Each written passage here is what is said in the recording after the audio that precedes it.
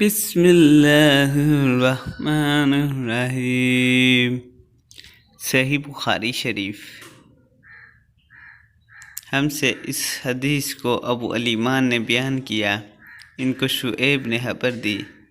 وہ زہری سے نقل کرتے ہیں، انہیں ابو ادریس عائض اللہ بن عبداللہ نے خبر دی کہ عبادہ بن صامت رضی اللہ عنہ جو بدر کی لڑائی میں شریک تھے اور لیلۃ العقبہ کے 12 نقیبوں میں سے تھے، فرماتے ہیں کہ رسول اللہ صلی اللہ علیہ وسلم نے اس وقت جب آپ کے گرد صحابہ کی ایک جماعت بیٹھی ہوئی تھی، فرمایا کہ مجھ سے بیعت کرو اس بات پر کہ اللہ کے ساتھ کسی کو شریک نہ کرو گے، چوری نہ کرو گے، زنا نہ کرو گے، اپنی اولاد کو قتل نہ کرو گے، اور نہ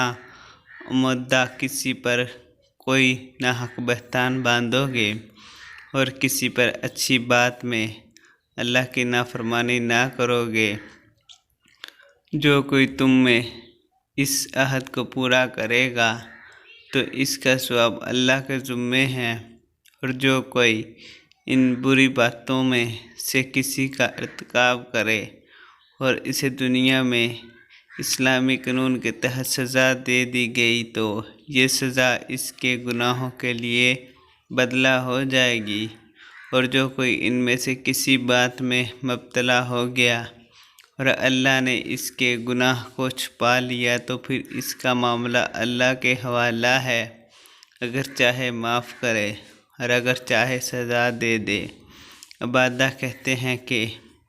پھر ہم سب نے ان باتوں پر آپ صلی اللہ علیہ وسلم سے بیعت کر لی۔